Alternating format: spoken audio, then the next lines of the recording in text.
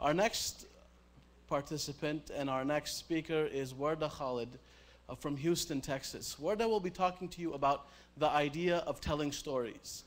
As American Muslims, I think part of the reason we've had controversies is because we haven't been able to tell our story, who we are as individuals and as a community, in a coherent way. And Wardah is a blogger, she's a writer, she's a radio host, and she's an accountant. And she's just going to grad school in Columbia in the next couple of weeks. So Wardah will talk to us about telling stories. Thank you. Wardah?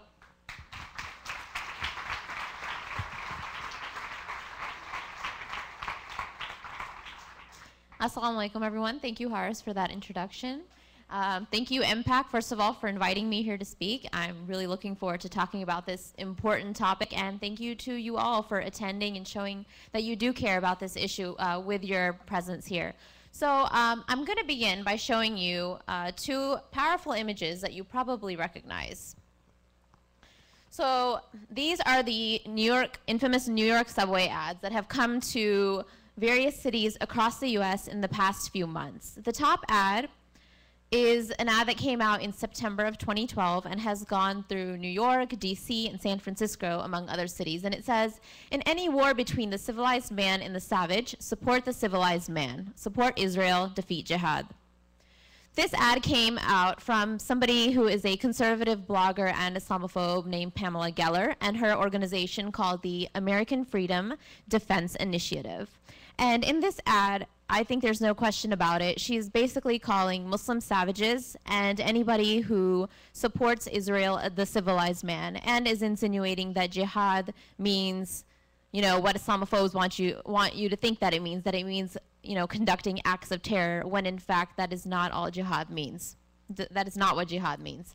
The bottom ad is one that's coming out soon, and this was recently approved by the New York Metropolitan Transit Authority, and it says, it pulls a quote out of context from the Quran along with an image of the burning Twin Towers from 9/11, and it says, soon shall we cast terror into the hearts of the unbelievers. Now anybody who's reading this quote, any regular person who's not Muslim, heck, any Muslim probably, is going to look at this quote and say, oh my God, the Quran is saying that I'm an unbeliever and God is going to cast terror into my heart. This is not the case. If you actually look at the entire verse, what this verse is talking about is what in Islam we call shirk, or it means associating partners with God. And in the Islamic tradition, we believe in one God. It's a monotheistic religion. This is nothing that we need to apologize for. And basically, we believe that if you are associating partners with God, it is committing a sin. And that is what this quote is referring to. But any regular Joe Schmo who's walking down the street is going to look at this and be like, oh my God, I'm not a Muslim. God is going to cast terror in my heart. This is not the case. And so, you know, with these ads, these scare tactics, these things are really, I feel like they're spreading a message about Islam that is not entirely true. And it's doing this in order to influence public perception. So why does this matter?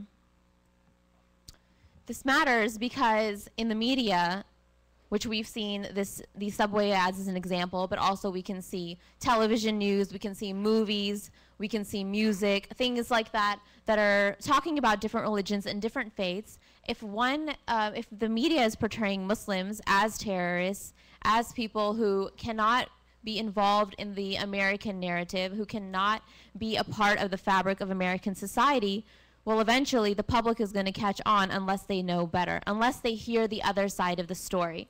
And unfortunately, the public includes representatives, our local, state, and federal representatives in government, our congresspeople, who are going out and influencing policy.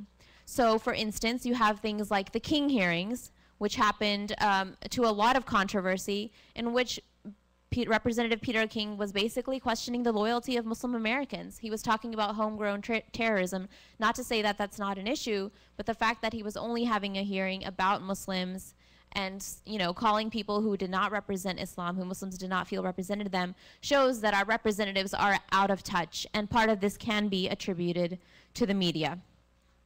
So, and other policies you can see as an example of are things like the anti-Sharia legislation that have gone throughout the states where Muslims, it would be illegal for Muslims to practice their faith.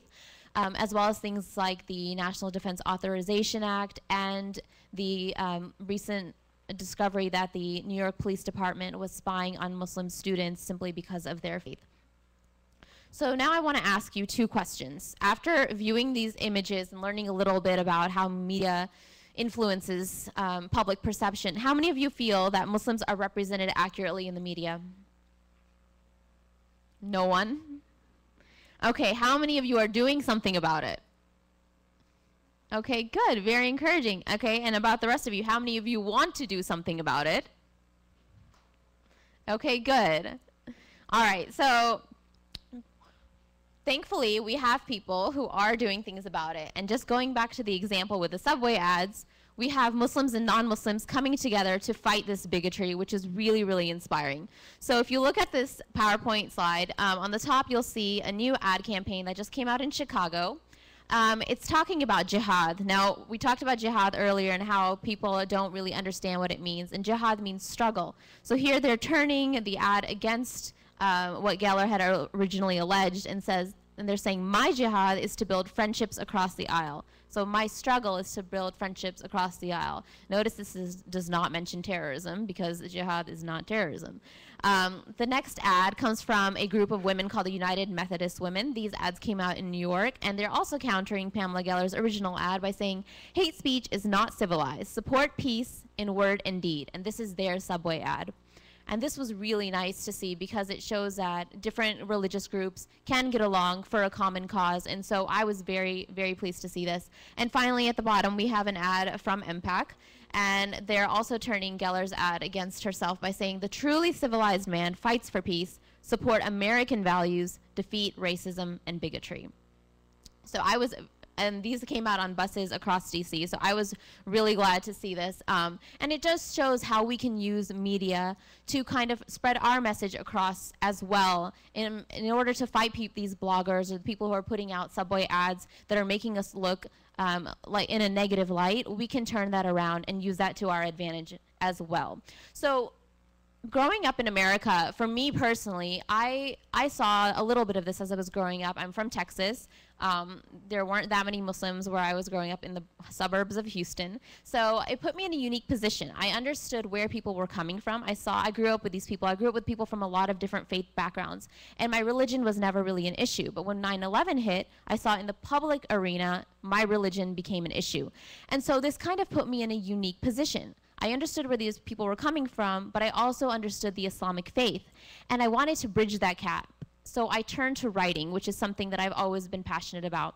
And I became a religion blogger for the Houston Chronicle.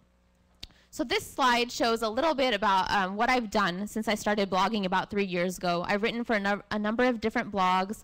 I write on a variety of different issues. They could be secular or religious. And I've gotten a lot of feedback from different people, Muslim, non-Muslim, anti-Islam, pro-Islam, no religion whatsoever. I receive a lot of different feedback, and it's always very interesting to see what people think about my articles and what they think about the issues.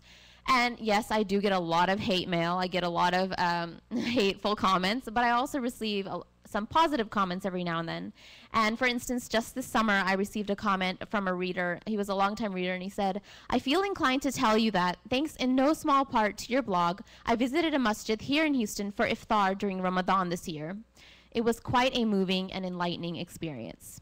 So messages like that are really meaningful to me because they show that, yeah, we are making a difference. I am making a difference with what I'm doing. My message is getting out there. And eventually this reader actually contacted me a few months later and told me that he converted to Islam. So mashallah, it was pretty cool to see kind of that story come full circle and to see how we can defeat this, anti-Muslim bias that can occur in the media. So what does this mean for you? As concerned Americans, Muslim or non-Muslim, what does this mean? What can you do to influence the story? There's 3 areas where I see there's a need for Muslims and non-Muslims to get involved in this aspect. First is defining our own narrative. Alhamdulillah, we have Muslims that are in the media right now. We have bloggers, we have writers, news producers, radio hosts. We have things like that, but we need a lot more of it. We need a lot more people involved in order to get our message across, in order to make that whisper become a strong voice. And so things like the blog that I've been doing, or things like newspaper stories, or making movies about other issues, these are definite ways to start to define our own narrative and not let people like Geller or Islamophobes who are telling people what Muslims think. Well, listen to the Muslims themselves. Listen to what they really think. Second of all, we need to deepen our impact. And you can start this on a local level, even volunteering in your community, being involved, showing that Muslims do care about different issues.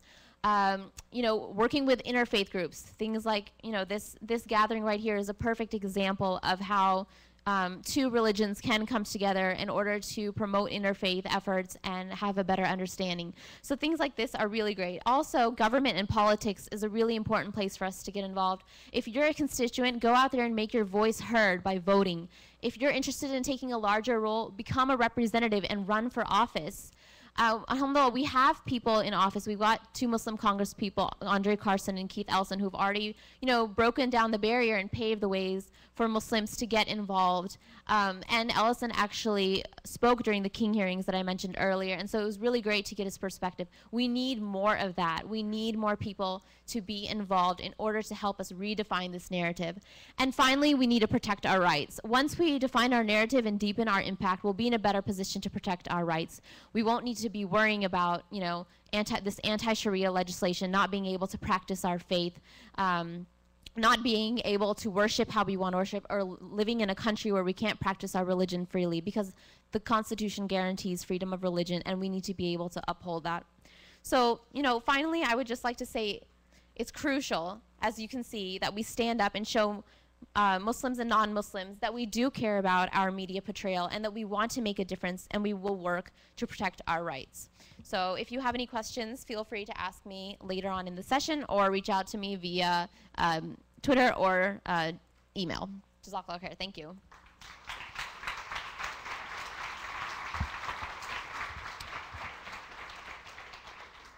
Thank you, Wardah.